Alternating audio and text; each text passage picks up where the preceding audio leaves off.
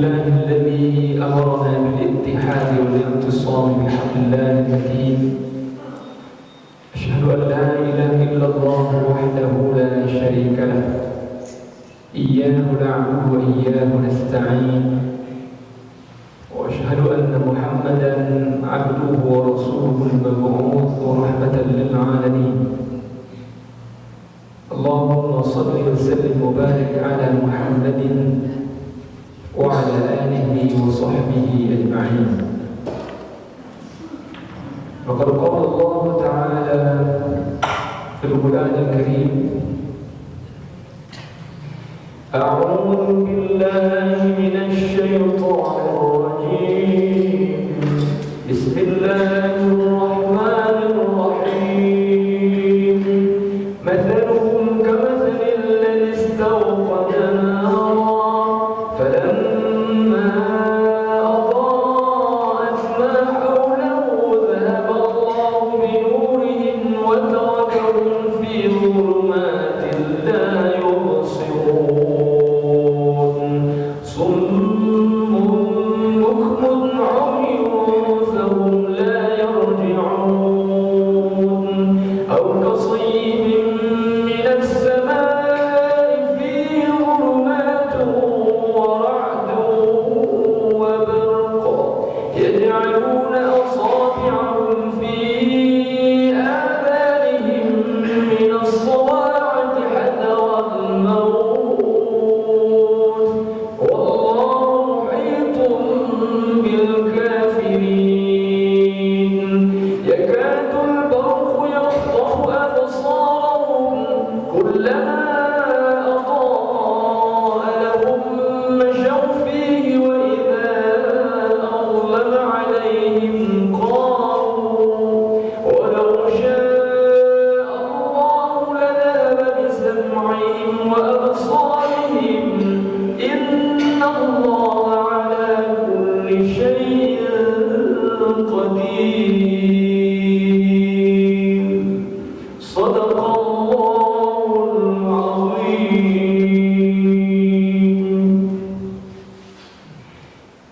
Ya, sama-sama kita muliakan pengurus Masjid Baitul Salam.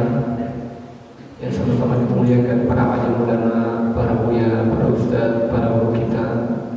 Wabil khusus alhamdulillah hadir bersama kita sebuah hari ini Al-Mukarram Muhtaram Buya Haji Armandi, Ketua Dewan Masjid Indonesia Kabupaten Malang. Bapak-bapak, ibu-ibu, rekan-rekan pemuda remaja, anak-anak, hadirin wal hadirat, jamaah salat subuh yang dimuliakan oleh Allah Subhanahu wa taala. Segala puji dan syukur hanya untuk Allah Azza wa Jalla yang senantiasa melimpahkan rahmat, nikmat dan karunia yang tidak terhingga untuk kita semua. Dengan limpah rahmat dan karunia Allah, alhamdulillah, pada subuh hari ini tanggal 23 atau 24 Zulhijjah 1444 Hijriah, Allah pertemukan kita kembali dalam kajian subuh kita setiap hari Rabu, mengkaji tafsir Ibnu Katsir. Mudah-mudahan majelis kita dirahmati, diridhai, diberkahi Allah Subhanahu wa taala. Amin ya rabbal alamin. Salawat dan salam buat junjungan kita Rasulullah Muhammad sallallahu alaihi wasallam yang telah meninggalkan untuk kita Al-Quran dan As-Sunnah sebagai pedoman kehidupan. Kewajiban kita berjuang, berikhtiar, berusaha terus-menerus mempelajari Al-Quran dan As-Sunnah itu untuk kita amalkan, kita dakwahkan, dan kita perjuangkan dengan sungguh-sungguh li'a'la'i kalimatillah, untuk menegakkan kalimat Allah di muka bumi. Bapak-bapak, ibu-ibu, hadirin dan hadirat yang dimuliakan oleh Allah Subhanahu wa taala, sebelum kita lanjutkan kajian kita membahas tafsir Ibnu Katsir, alhamdulillah kajian kita ini direkam oleh Pak Yogi Dwi Cahya melalui kanal YouTube beliau, Bapak Ibu, dan saya pikir Bapak Ibu mungkin sebagian sudah mengakses rekaman kajian kita pekan lalu, dan alhamdulillah hari ini juga direkam. Mudah-mudahan bisa berlanjut, insyaallah. Mudah-mudahan Bapak Ibu, kami mengajak tentu saja mohon dibantu syiar dakwah kita ini dengan subscribe, like, share, dan komen di kanal YouTube beliau ya, Bapak Ibu. Jadi kalau ada Bapak Ibu yang belum mensubscribe, like, share, dan komen, karena keempat-empatnya sama-sama pentingnya itu Bapak Ibu, di kanal itu Yogi Dwi Cahya ya, Pak Yogi. Jadi ini bahagian dari syiar dakwah kita bersama, insya Allah. Apalagi kalau ada di antara Bapak Ibu yang punya akun media sosial di Facebook, di Instagram, mungkin followersnya sampai puluhan ribu, ratusan ribu, lalu di-share, itu mudah-mudahan menjadi jejaring dakwah kita yang bisa menyebar sampai ke seluruh dunia. Karena kalau ada anak, kemenakan, murid, tetangga, atau siapa Bapak Ibu yang mungkin sekarang sedang berada di New York, di Melbourne, di Paris, di mana saja, lalu mereka mengakses itu, maka kegiatan dakwah kita tidak hanya didengarkan oleh jamaah Masjid Baitul Salam, tapi juga bahkan insya Allah bisa sampai ke Amerika, ke Australia, ke Perancis, ke Inggris, ke Afrika, dan seterusnya. Dan insya Allah itu menjadi saham dakwah kita bersama-sama. Saham dakwah kita bersama-sama. Wabil khusus tentu Pak Yogi, mudah-mudahan Allah balas dengan pahala berlipat ganda. Insya Allah amal beliau, selain juga mudah-mudahan kanal YouTube beliau semakin berkembang sampai nanti mudah-mudahan jutaan subscriber, insya Allah. Yang kedua, sebelum kita lanjut Bapak Ibu, saya masih tetap ingin mengulang karena ini pekan terakhir di pekan terakhir liburan semester. Enggak tahu apa sudah ada yang mulai sekolah, tapi kalau anak saya ini pekan terakhir Sabtu, Ahad, insya Allah diantarkan pesantren, Senin mulai sekolah. Yang kata bulan sekolah umum sama mungkin ya. Maka Bapak Ibu, mari terus berusaha mengajak anak-anak kita untuk hadir di majelis-majelis ilmu, minimal di sholat berjamaah. Minimal di sholat berjamaah. Kalau untuk pengajian memang agak lebih besar tantangannya karena durasi pengajian kita agak lama karena sampai syuruk, sampai waktu sholat syuruk. Tapi minimal sholat berjamaahnya itu insya Allah menjadi bagian dari cara kita mempersiapkan generasi pelanjut perjuangan. Dan yang paling bertanggung jawab sekaligus paling efektif untuk mengontrol anak-anak kita tentu adalah kita sendiri. Jadi saya tidak bosan-bosan mengajak Bapak Ibu, ayo terus berjuang, membujuk, menasihati, memberi semangat, memotivasi, dan jangan lupa ada kulli syai', di atas semuanya berdoa kepada Allah. Ya Allah, lembutkan hati anak-anak hamba, bimbing mereka, kuatkan mereka, berikan hidayahmu kepada mereka. Selain doa, Rabbana hab lana min azwajina wa dhurriyyatina qurrata a'yun waj'alna lil muttaqina imama.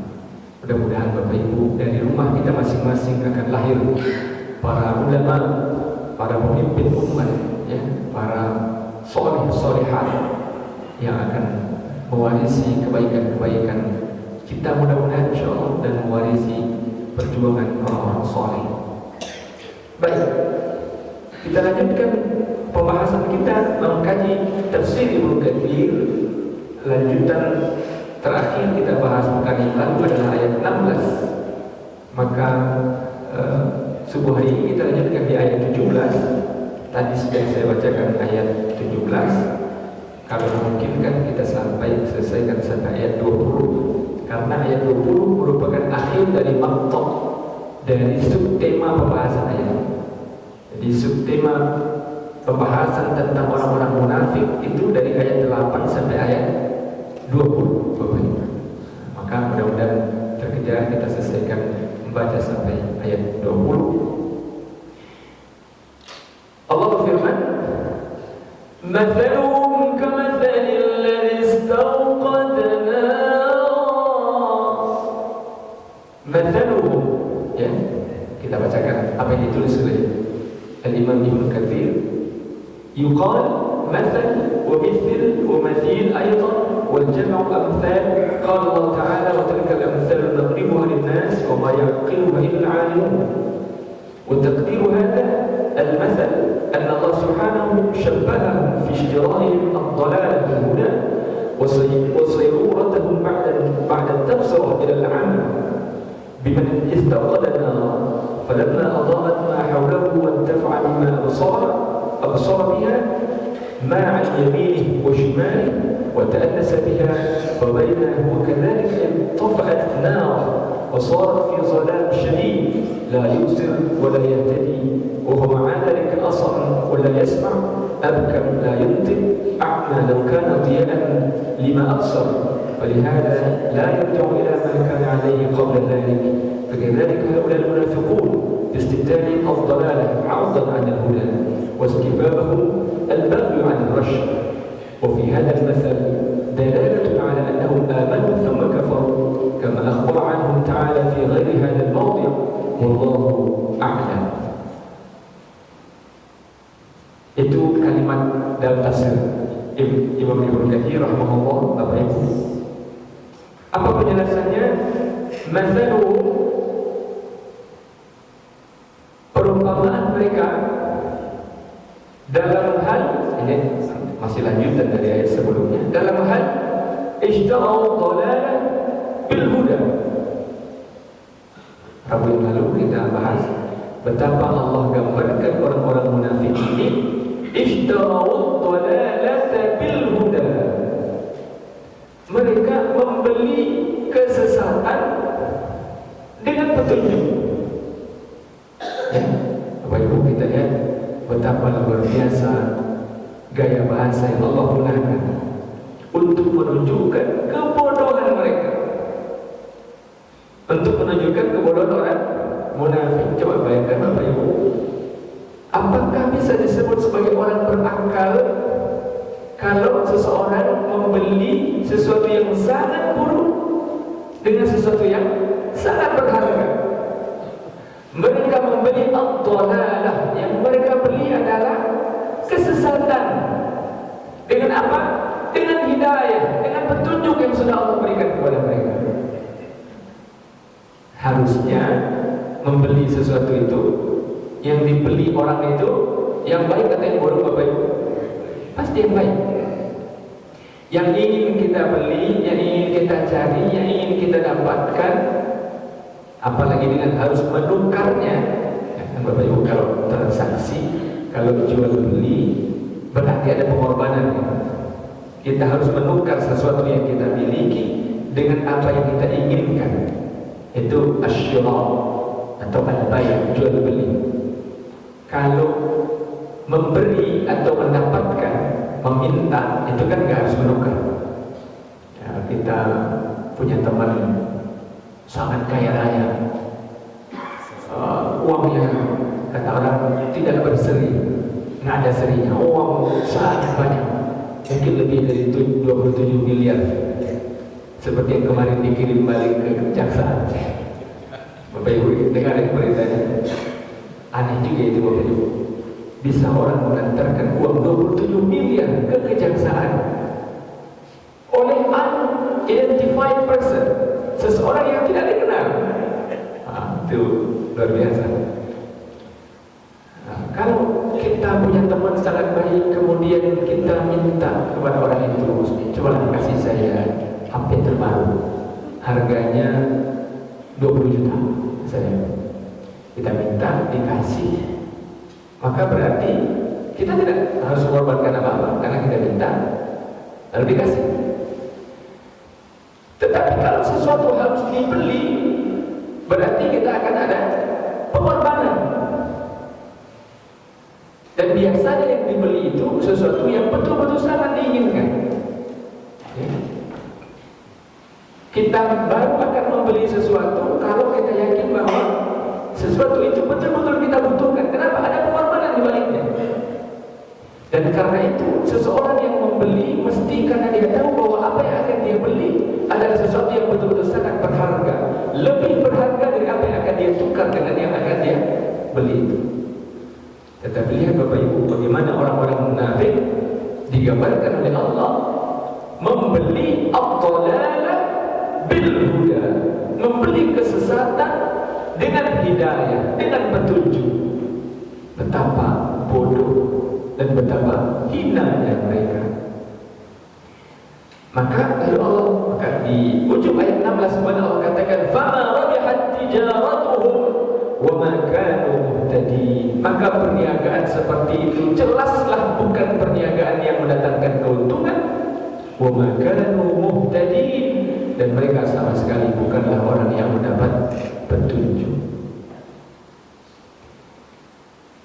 Nah, sekarang Allah gambarkan, Allah berikan lagi perumpamaan, dan Allah sebutkan langsung dengan pengantar mathaluhum. Imam Ibnu Katsir mengatakan bahwa kata mathal itu dalam bahasa Arab setara dengan kata mithl, setara dengan kata mathil. Ya. Jadi dalam bahasa Arab bisa disebut mathal, bisa disebut mithl, bisa disebut mathil. Nah, jamaknya amthal. Dalam kajian ulumul Quran, kajian tentang ilmu-ilmu Quran Bapak Ibu, itu ada satu bab khusus namanya amthalul Quran atau al-amthal fil Quran. Di dalam kitab Mabahith fi Ulumul Quran karya Syekh Manna' Khalil Qattan itu ada pembahasan yang cukup panjang tentang al-amthal fil Quran, perumpamaan yang ada dalam Al-Quran. Sangat menarik Bapak Ibu, nanti silakan merujuk ke kitab, ke pembahasan khusus tentang al-amthal fil Quran, perumpamaan dalam Al-Quran. Ini luar biasa karena di dalam Al-Quran itu banyak sekali Allah memberikan perumpamaan, dan perumpamaan itu apa tujuannya? Untuk mendekatkan pemahaman. Karena umumnya dan lazimnya cara pandang manusia dan cara manusia berpikir itu ketika sulit memahami sebuah teori, sebuah kaidah, maka dia membutuhkan perumpamaan. Biasanya kalau sudah diberikan perumpamaan, apalagi kalau perumpamaannya berkali-kali, banyak perumpamaan, harusnya lebih paham, semakin paham. Nah, maka dan ini bagian dari teori pendidikan, Bapak Ibu. Jadi bagian dari teori pengajaran dan pendidikan, teori transfer of knowledge adalah memberikan perumpamaan. Dan Quran menggunakan itu. Kata Allah, "Mathaluhum kamathalil ladzi istawqada nara." Perumpamaan orang-orang munafik itu adalah seperti orang yang sedang menyalakan api. Istawqada nara. Falamma adaa'at ma hawlahu, maka ketika api itu adaa'at itu Bapak Ibu artinya menerangi secara maksimal. Dalam Al-Quran penerangan itu setidaknya ada dua, ada nur, ada diya. Kalau nur itu cahaya yang lembut, kalau diya itu cahaya yang tajam, dan api itu cahayanya tajam, keras, kuat. Falamma adaa'at ma hawlahu, ketika api yang dia nyalakan tadi itu menyinari ma hawlahu, menyinari, menerangi apa yang ada di sekitarnya, lalu dhahaba Allahu bi nurihim, tiba-tiba Allah ambil, Allah lenyapkan cahaya tadi. Wa tarakahum fi dhulumatin la yubsirun, lalu kemudian Allah biarkan mereka berada di dalam zulumat. Zulumat itu kegelapan. Yang menarik Bapak Ibu, kegelapan itu az-zulmah dalam bahasa Arab seakar dari kata az-zulmu, yang berarti kezaliman, dan Rasul katakan dalam hadis az-zulmu zulumatun yaumal qiyamah. Kezaliman itu akan menjadi kegelapan nanti di hari kiamat, di hari akhir. Maka karena itu jangan pernah sekali-kali berbuat kezaliman. Anehnya Bapak Ibu, hari-hari ini kita menyaksikan parade kezaliman dipertontonkan orang dengan berbagai cara, diselubungi keangkuhan, sementara nyaris sebagian besar di antara kita tidak bisa berbuat apa-apa. Nah, dan ini tentu menjadi keprihatinan yang sangat mendalam. Hari ini orang-orang merasa ketika melakukan kezaliman dalam skala yang bahkan sangat masif. Saya mohon sekali lagi Bapak Ibu, ulang lagi, saya ingin kaitkan terus apalagi kita hari ini di tahun politik. Ketika orang kecil melakukan kezaliman, itu efeknya paling 1 orang, 2 orang, 3 orang yang kena efek dari kezaliman yang dia lakukan. Semakin besar leverage sosial dan politik, level pengaruh sosial dan politik seseorang, dan dia berbuat zalim, maka efeknya semakin besar. Semakin tinggi lagi, semakin besar lagi. Begitu juga sebaliknya. Orang kecil berbuat baik, efeknya terhadap paling 1 orang, 2 orang, 3 orang. Semakin tinggi level si orang baik ini, maka semakin besar pula pengaruhnya. Apalagi kalau dia adalah pemimpin, maka kebaikan yang dia lakukan bersifat masif, terstruktur dan sistematis. Begitu bahasa Mahkamah Konstitusinya Bapak Ibu. Dan karena itulah Islam mengajarkan bahwa orang-orang beriman harus menjadi pemimpin di semua level. Dan karena itu kita minta kepada Allah. Nah, sudah berapa kali kita ulang ayat ini, pembahasan ini, walaupun sepintas-sepintas. Allah ajarkan kepada kita doa untuk minta kepada Allah agar kita menjadi pemimpin. Allah yang ajarkan kepada kita doa agar kita minta kepada Allah supaya kita dan anak cucu kita dijadikan pemimpin. Apa bunyi doanya? Rabbana hab lana min azwajina wa dhurriyyatina qurrata a'yunin waj'alna lil muttaqina imama. Ya Allah, anugerahkan kepada kami pasangan hidup, suami atau istri, dan anak keturunan, bukan hanya anak tapi cucu, cicit, begitu seterusnya. Dzurriyyah itu artinya anak keturunan berlapis, tapi seterusnya sampai akhir zaman. Qurrata a'yun, yang menjadi penyejuk mata kami ya Allah. Waj'alna lil muttaqina imama, dan ya Allah jadikan kami pemimpin orang-orang muttaqin. Jadi Allah yang sudah bentuk mindset kita, pola pikir kita, bahwa bahkan dalam doa yang kita minta kepada Allah itu salah satunya di antara sangat banyak doa yang Allah ajarkan kepada kita.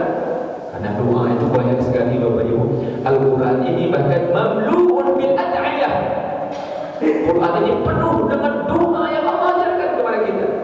Maka saya betul kalau kita tidak banyak-banyak berdoa kepada Allah. Dan di antara begitu banyak doa yang Allah ajarkan langsung kepada kita, redaksinya di dalam Al-Quran adalah kita minta kepada Allah, ij'alna lil muttaqina imama, ya Allah jadikan kami dan anak keturunan kami pemimpin orang-orang muttaqin.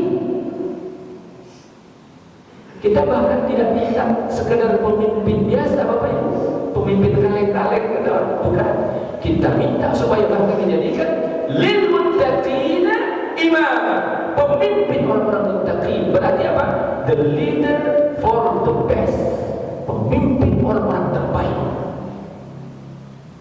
Maka kalau ada Bapak Ibu di antara kita yang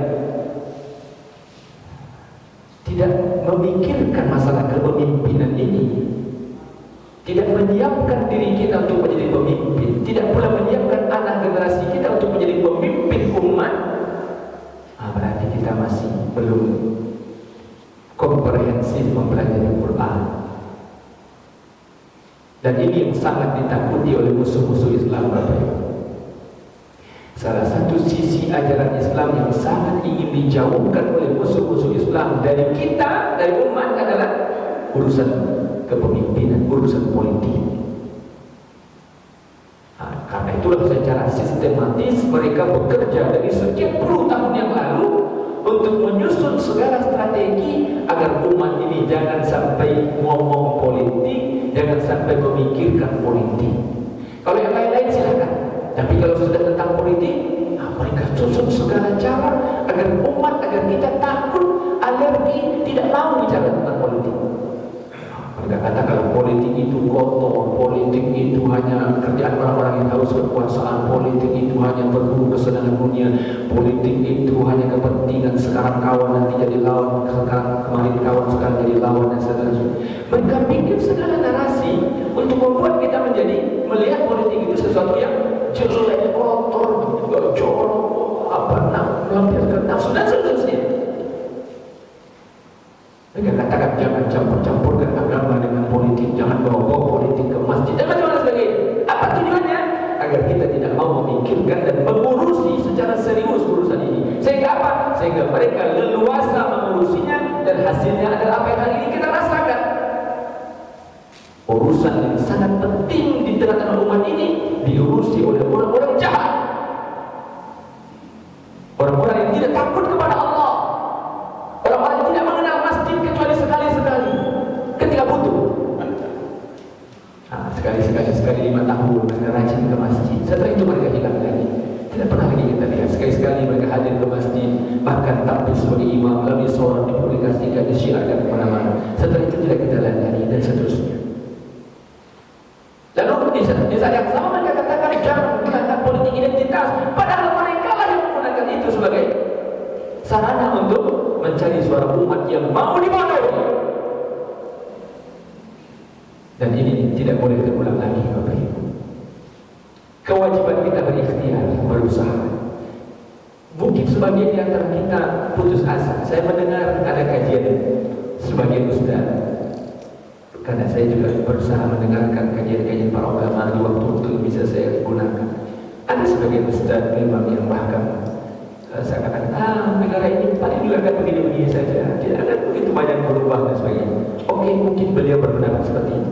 Tapi ketahuilah ketika kita pahami Quran dan hadis dan penjelasan para ulama secara utuh dan komprehensif, kita akan tahu bahwa salah satu bagian terpenting dari ajaran Islam adalah as-siyasah asy-syar'iyyah. Dan karena itu kita harus menyiapkan satu bahagian penting dari energi kita untuk memikirkan dan mengusahakan ini. Minimal kemarin Bapak Ibu di Masjid Istiqomah Pasar Bawah saya sampaikan di khutbah Jumat. Mudah-mudahan nanti juga saya upload di kanal YouTube saya tentang umat dan politik. Umat harus menguasai politik.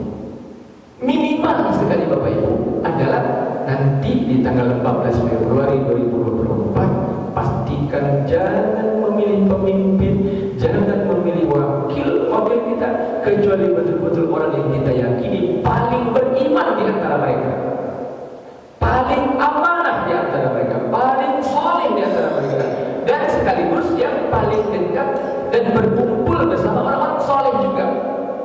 Nah ini ya. Jadi bukan hanya sekedar orangnya soleh, tapi lihat juga dia berkumpul dengan siapa.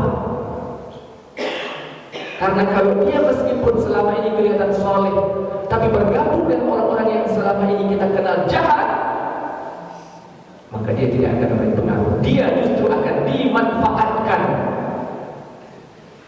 Memang kajian politik ini panjang Bapak Ibu, dan harus dipelajari oleh umat sebenarnya.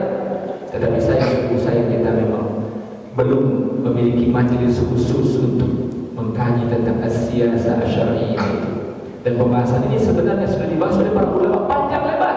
Silakan Bapak Ibu kaji, buka kitab-kitab fikih ensiklopedik, kitab fikih yang utuh dari bab thaharah, salat, puasa, zakat, haji, faraid, munakahah, muamalah, sebagainya sampai selesai. Itu insya Allah pasti ketemu di semua kitab fikih itu satu bab tentang as-siyasah asy-syar'iyyah. Kalau ada kitab fikih ensiklopedik yang mengumpulkan semua bab, tapi nggak ada bab as-siyasah di situ, pasti lupa atau sampai itu.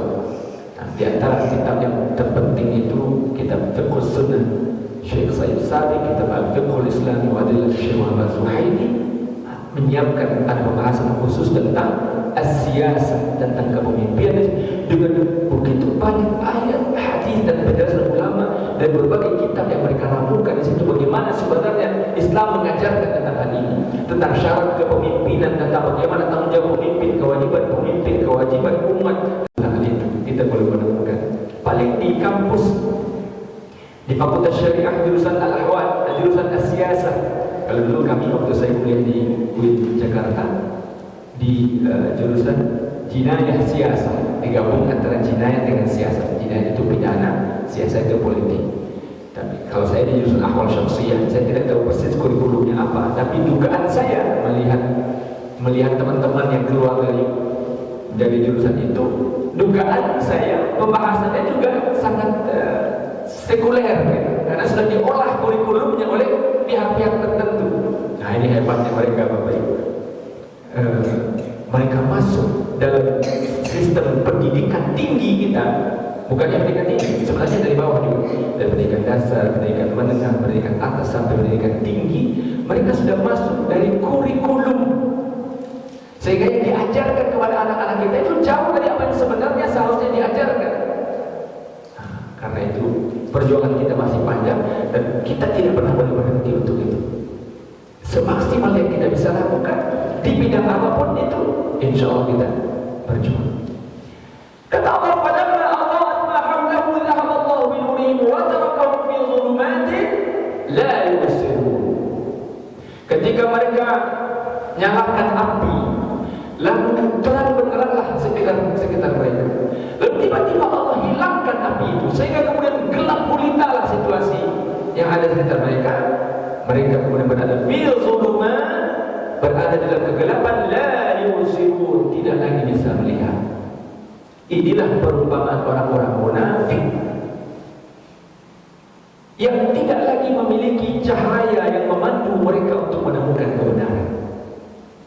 Dan ini perumpamaan untuk menggambarkan betapa hina, menakutkan dan mengerikannya situasi yang akan dihadapi oleh orang-orang munafik, yang karenanya Bapak Ibu harusnya membuat kita betul-betul sungguh-sungguh mewaspadai sifat-sifat munafik ini. Jangan sampai kita terpapar penyakit ini, sekaligus pada saat yang sama harus sangat waspada terhadap orang-orang di sekitar kita yang boleh jadi sudah menjadi bagian dari kemunafikan itu. Nah, poin yang kedua agak berat, lebih sensitif, karena ada kemungkinan gesekan. Maka karena itu cara Rasul mewaspadai orang-orang munafik sangat soft. Ya. Saya mau isi minum, Bapak Ibu. Ya.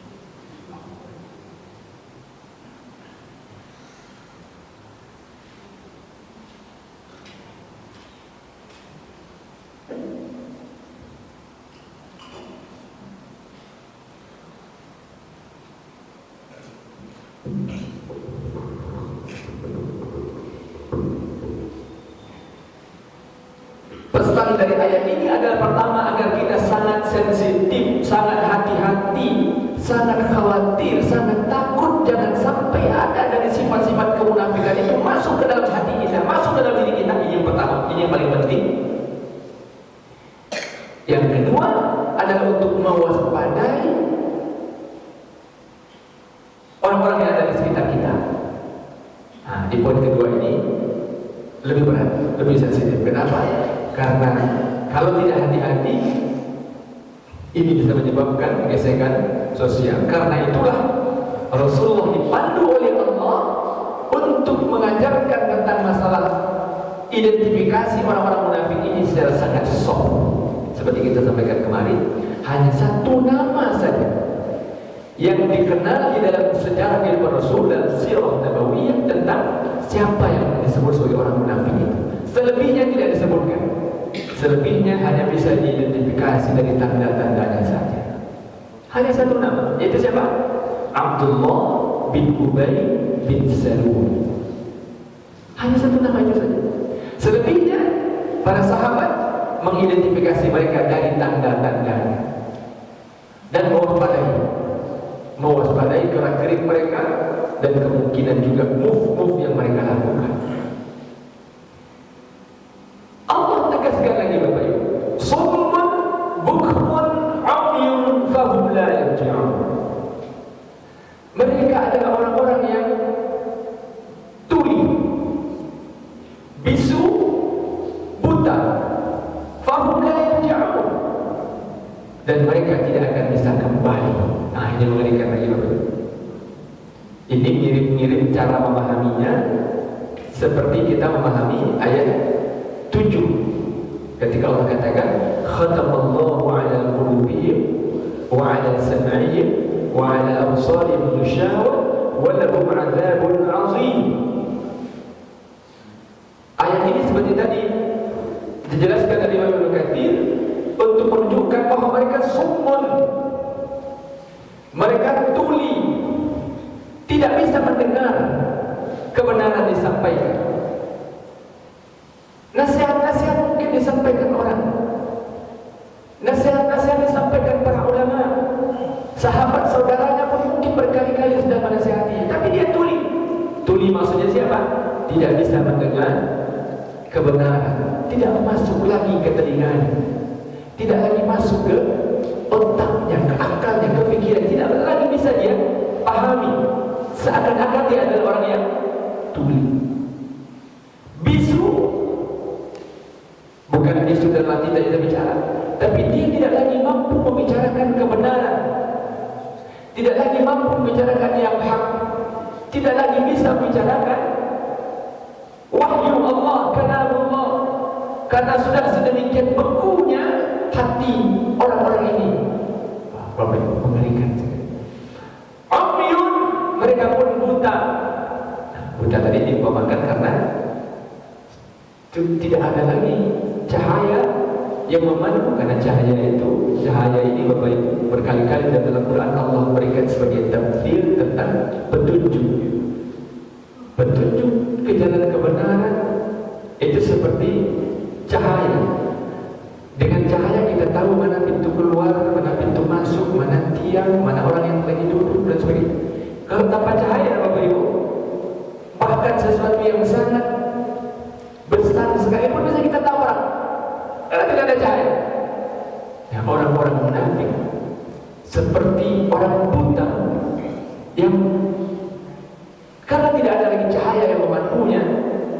Karena itu kemudian kata Allah, la yarji'un, mereka tidak bisa kembali.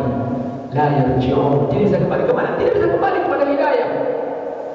Bandingkan dengan orang-orang kafir yang Allah gambarkan di ayat 7 surah Al-Baqarah.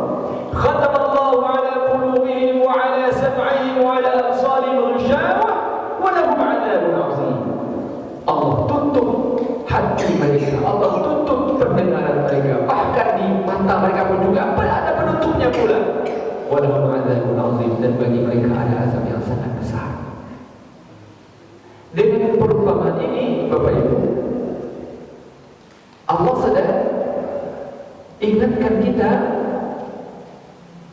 takfir demi takfir agar kita betul-betul sangat serius mewaspadai sifat munafik. Sekali lagi saya ulang, pertama untuk diri kita, jangan untuk menyorot orang dulu, untuk diri kita. Maka Bapak Ibu mohon maaf kalau bahasa yang kita pakai dalam kajian ini seakan-akan dengan begitu tajam melihat orang-orang lain, tapi saya tidak menyebut siapa, nama, identitas, kelompok, ataupun saya bicara tentang tanda dan fenomena saja. Bapak Ibu silahkan mari kita resapi, rasakan, pikirkan. Tetapi sesungguhnya yang paling pertama sekali, setiap kali kita baca Al-Quran, termasuk ketika bicara tentang orang-orang munafik yang sedang kita nasihati, dan saya sedang menasihati diri saya, dan mudah-mudahan untuk kita bersama-sama. Lalu kemudian setelah itu tidak, memang Quran mengajarkan kepada kita untuk juga waspada. Karena orang-orang beriman itu bukan orang yang, kalau bahasa kemarin saya sampaikan, bukan orang yang dulu, bukan orang yang bodoh, yang melihat kehidupan seakan-akan aman, sudah tidak ada masalah, gitu, damai, semua tidak lurus saja. Tidak begitu, karena realnya kehidupan memang tidak begitu. Maka kita diajarkan dari awal untuk mengenali situasi. Ini disebut sebagai fiqhul waqi'. Fiqhul waqi' itu artinya pemahaman dan pengetahuan yang mendalam tentang apa situasi yang sebenarnya sedang terjadi. Dan itu harus dimiliki orang-orang beriman. Dan itu harus diajarkan sejak dini kepada anak-anak kita, Bapak Ibu, agar mereka menjadi orang-orang yang sensitif dengan lingkungannya. Tanpa sensitivitas, anak-anak dan generasi kita akan menjadi orang-orang yang asosial. Apalagi di era media sosial hari ini, Bapak Ibu. Meskipun namanya media sosial, Bapak Ibu, tapi membuat orang menjadi asosial. Itu terjadi. Seperti fenomena ada selebgram makan babi, mengucapkan bismillah itu, Bapak Ibu. Dia makan babi, dia ucapkan bismillah. Apa tujuannya? Nyari followers, nyari subscriber di media sosial. Tapi dia lakukan hal-hal yang asosial, yang tidak peduli dengan perasaan orang. Apa salahnya? Ini kan cuma sekadar bercanda macam-macam katanya. Seakan-akan dia tidak tahu, dia lupa bahwa dia pun sebenarnya ingin dihargai orang, tapi dia tidak menghargai orang. Dan fenomena itu sudah terjadi pada anak-anak kita, generasi yang disebut sebagai generasi Z hari ini, Bapak Ibu. Jadi sekarang ini kita sudah tidak lagi bicara generasi milenial, Bapak Ibu. Ini sudah generasi Z.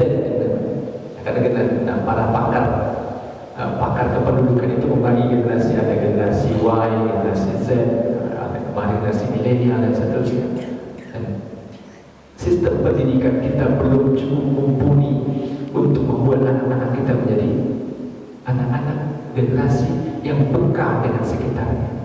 Justru situasi yang ada hari ini, anak-anak kita dibuat menjadi asik hanya dengan dirinya saja, tidak peduli perasaan orang, penghormatan, penghargaan semakin minim dan seterusnya. Maka ada orang tua yang paling bertanggung jawab untuk mengajarkan kembali nilai-nilai itu, termasuk di level yang lebih tinggi, kewaspadaan. Ya, jadi di level yang dasar itu namanya sensitivitas, peduli, awas dengan lingkungan, menghargai orang, peduli dengan orang. Tapi tidak cuma sampai di sini, harus naik ke level berikutnya lagi, waspada. Waspada bahwa hidup ini bukan sesuatu yang datar-datar saja. Life is not flat, kata orang. Hidup itu tidak datar. Hidup itu bergelombang. Ada tantangan, ada rintangan, ada musuh, ada kawan memang. Tetapi juga ada orang yang mengintai kita. Maka harus waspada. Baik, itu ayat 17-18. Ayat 19.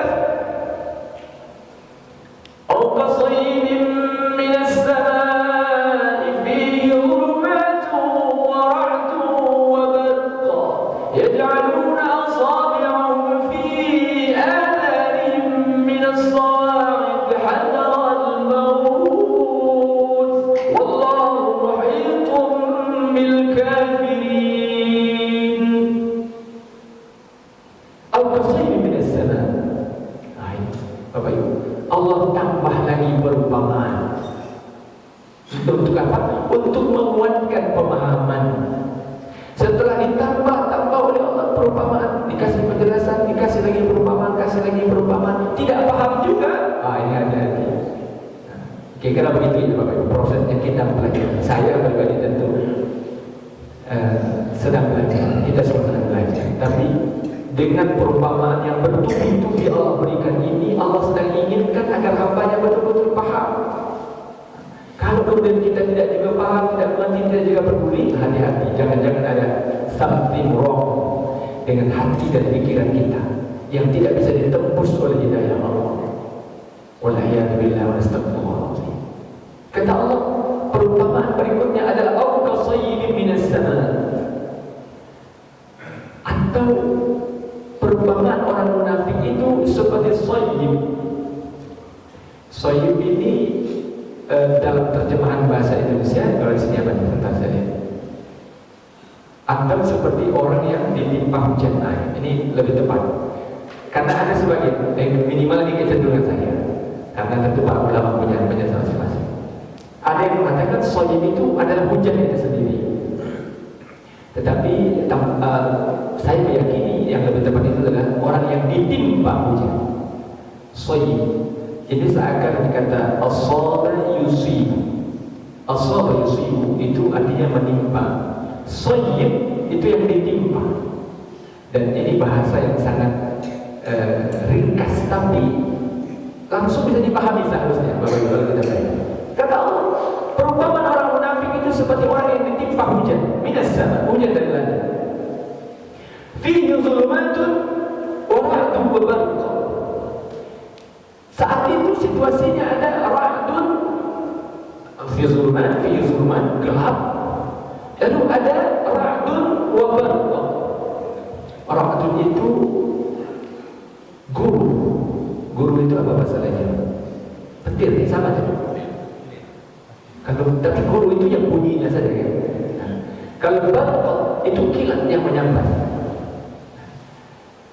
Yaj'aluna asabi'ahum fi adhanihim min as-sawa'i. Mereka karena takutnya hujan lalu gelap, kemudian ada petir, ada gemuruh, guru pula. Maka mereka yaj'aluna asabi'ahum, mereka letakkan jari jemari mereka fi adhanihim, di telinga mereka.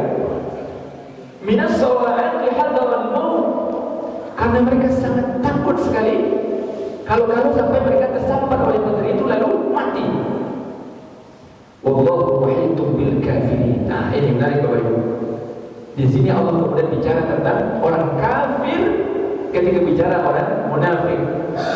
Sehingga kemudian sebagian ulama menyimpulkan bahwa orang munafik itu sejatinya adalah orang kafir dalam versi yang justru lebih berbahaya.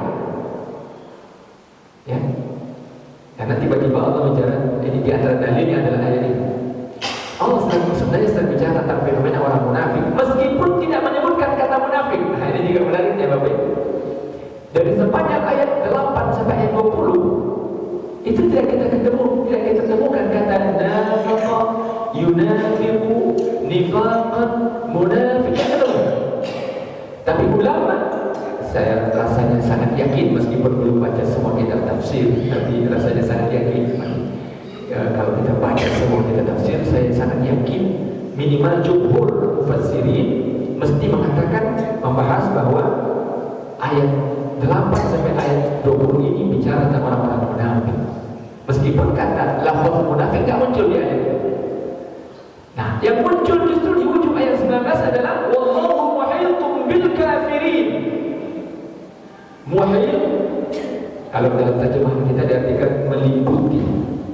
Kata muhit itu Bapak Ibu dari kata ahata, yuhitu ihatan wa ihatan. Seakan kata haid itu dinding. Haid itu dinding. Muhit itu mengitari. Makna yang lebih lengkapnya, maka kata muhit ini adalah ismun min asma'illahil husna, adalah salah satu nama Allah, asmaul husna.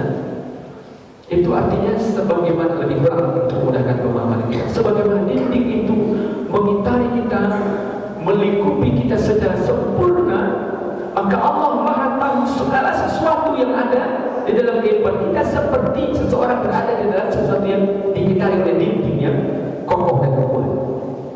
Maka pengetahuan Allah tentang diri setiap orang, apalagi orang kafir, adalah seperti dikitari oleh dinding. Maka Allah itu muhit.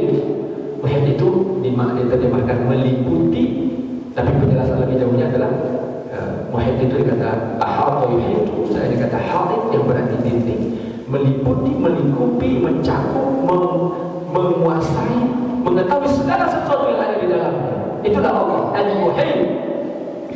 Maka kalau ada orang kafir, ada orang munafik yang merasa bahwa dengan segala makar yang mereka lakukan, segala tipu daya yang mereka lakukan, segala kebohongan yang mereka buat, segala cara strategi yang mereka coba kerahkan, maka sungguh Allah Maha tahu setiap detail dari apa yang mereka sedang susun dan rencanakan serta lakukan itu. Bapak Ibu yang berkata Allah, saya meskipun mungkin sudah pernah saya sampaikan, meskipun tidak usah terlalu banyak juga Bapak Ibu mengikuti berita-berita tentang capres macam-macam dan sebagainya hari ini ya. Tapi agak sekali 2 hari minimal atau sehari agak 5-10 menit, saya pikir bagus juga update kajian informasi-informasi atau diskusi-diskusi para pengamat. Salah satu yang saya rekomendasikan itu channelnya Herzbun Arif namanya. Nama channelnya itu Herzbun Arif. Channel ini tidak bisa diakses dari Indonesia. Nah, ini dia sudah diganggu oleh pihak yang tidak dikenal karena memang dianggap berbahaya. Tapi kalau Bapak Ibu sempat nanti dapat, kalau Bapak Ibu ada yang berteman dengan saya di Facebook, saya pernah share dan insya Allah dia akan share lagi linknya nanti bisa diklik. Kemudian kalau bisa segera subscribe supaya kalau ada konten baru itu bisa langsung masuk ke akun kita. Karena bagus sekali menurut saya dan objektif dan kritis dan insya Allah orang ini berpihak pada umat. Insya Allah sejauh yang saya ikuti sekian lama, insya Allah ini salah seorang wartawan senior Indonesia yang masih serius dan concern dengan nasib kaum muslimin, nasib umat. Saya ketika mengikuti wawasan Bapak Ibu dari hampir setiap konten saya ikuti, meyakini sampai sejauh ini, kita memang tidak tahu apa yang akan terjadi ke depan, tapi sampai sejauh ini saya merasa sangat yakin betapa Allah Subhanahu wa Ta'ala punya skenario yang takkan mungkin dikalahkan oleh makhluk. Ya, mau lihat kalau terkait dengan copras capres ini, melihat gonjang ganjing yang ada hari ini, itu tampak betul betapa berbagai rencana yang mungkin sudah disusun oleh mereka sekian tahun yang lalu, bagi Allah terlalu mudah memberantakannya kalau Allah ingin. Maka lalu tugas kita adalah punya saham pada perjuangan itu saja. Karena bagi Allah, andaikan pun tidak ada seorang pun di antara kita yang berbuat, bagi Allah terlalu mudah membalikkan suasana. Lihat saja kembali ke kasus Ahok dulu. Saya dulu Bapak Ibu ketika Ahok ini masih percaya betul dia bisa bebas ngomong di mana-mana dengan segala kekasarannya, sesuatu digambarkan. Saya bingung. Lalu ada pula orang yang membela, yang penting dia bersih, tak korupsi, walaupun ngomongnya na'udzubillah min dzalik. Tapi di mana nilai etika, nilai sopan santun diletakkan? Ada pula orang yang konon katanya berilmu, membela orang model ini dulu. Tapi ketika Allah berkehendak, alhamdulillah. Walaupun tetap harus lumayan berjuang, maka sampai turunlah 7,3 juta orang. Itu perjuangan ulama, perjuangan umat, perjuangan Bapak Ibu mungkin banyak yang berangkat. Nah, hari ini tugas kita berjuang apa yang kita bisa sesuai dengan posisi kita masing-masing. Nah, sementara Allah wa makaru wa makarallah wallahu khairul makirin. Mereka mungkin bikin makar, siapkan strategi, siapkan rencana macam-macam sebagainya. Tapi kalau Allah sudah berkehendak melakukan sesuatu, sehebat apapun makar dan rencana mereka siapkan, pasti tidak ada berhasil sama sekali. Nah, tapi bagaimana kalau satu ketika terjadi? Itu berarti Allah berkehendak menguji kita.